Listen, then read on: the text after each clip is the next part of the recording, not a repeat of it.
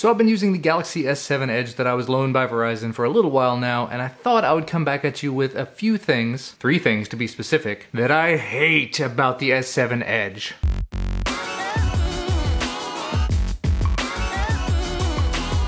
A few months ago, I made a quick video asking whether I should get the S7 or the S7 Edge, and in the comments the opinion was basically split right down the middle, with slightly edging toward, well, the Edge. If you want to see that video, there'll be a card up here. I ended up purchasing the S7 just for personal reasons, and after having used the S7 Edge for a few weeks now, I have to say I think my decision was justified. So here are the top 3 things that I really just do not like, hate's a bit of a strong word, but do not like about the S7 Edge, and maybe a couple that I do. And I should mention before I get started, these are all very personal, subjective reasons. You're gonna have your own thoughts and opinions on this. I do welcome them down below, but keep in mind what I'm saying here only applies to me. So the first thing is just the size, and that's the obvious one. My hands are not all that big. They may look kind of big on camera, especially when I put them super close to the camera, but they're really not that big. I can reach just over an octave on a piano. So the form factor of this is just a little bit too large to hold comfortably in my hand and be able to access all the things on the screen. The workaround for that is they do have the one-handed mode, but what's the point in having a one-handed mode if you've got a device that's this physically large that when you're using the one-handed mode, you might end up dropping it. It's also quite cumbersome to keep in a pocket. Made most noticeable when you try to go to the bathroom and you pull your pants down and the phone is in your pocket and you can't pull your pants down because the phone is so large. I'm sorry, that's a really silly reference there, but that's happened to me on more than one occasion. Reason number 2, and 2 and 3 kind of tie in together, it's just the Edge. Kind of the entire reason to be using this device. First part is the software. I just don't use it. I don't like it. I don't prefer it. When I first tried out Edge devices, when the Note Edge first was released, I thought it was a really cool, really neat concept to be able to swipe out from the side to get access to more things.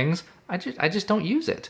If I'm gonna do that, I'm either gonna have a widget, I'm gonna have an app I go to, or I'm gonna have something in the launcher itself that I just use. Swiping out is just an extra action to have to remember. Keep in mind though, this is fixable. You can actually go into the software and disable the Edge entirely, which again takes away from the whole reason of having the Edge. The other part of the Edge I do not like is the hardware associated with it. Don't get me wrong, when I look at the front of this device, it looks beautiful. It has this very nice curve to it, and it's really neat that they're able to do that. They're able to curve the display like that. But I can't honestly say that I find myself looking at the display like this to see that video falling off the Edge.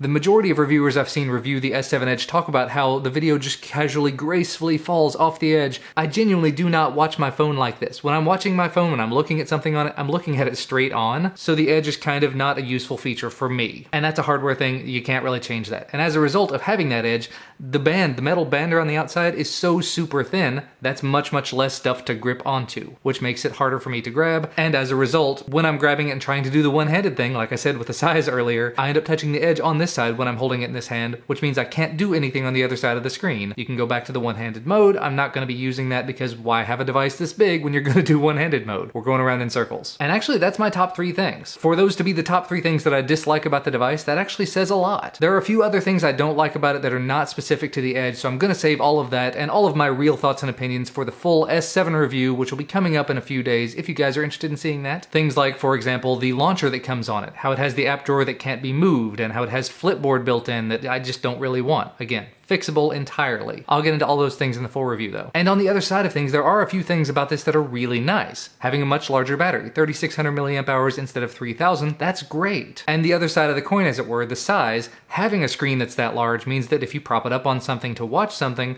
or if you're just holding it in your hand watching something, you're gonna have a slightly better experience because the screen is a little bit larger. And because it has the same resolution as the smaller screen on the S7, everything's gonna be just spaced out a little bit more. You're gonna have a little bit more room, a little more breathing room when you're reading text on the device or when you're browsing through your app drawer. So that's great, but again, it comes back to I'm just not a big fan of the size. I like the screen, I don't necessarily like the fact that it's in a package that's this big and kind of hard for me to hold. So I will reiterate, I am extraordinarily pleased with the fact that I purchased the S7. Again, keep in mind all of the thoughts and opinions I provided here are just personal issues that I have with the device, but they are issues I'm sure other people have been having as well. And there's only a few of them, hardware related things that cannot be fixed. Other than that, it's an absolutely amazing device. You'll see more when I do the full S7 review because the grand majority of it overlaps. So thanks so much to Verizon for letting me borrow this for a little while. Thanks to you guys for watching. Leave a thumbs up down below if you agree with any of these things. Leave a thumbs down if you're just absolutely terribly upset by the fact that I have things about this device that I just don't like. That's okay. Remember to subscribe if you want to receive my videos when they become available. And thank you for watching anyway.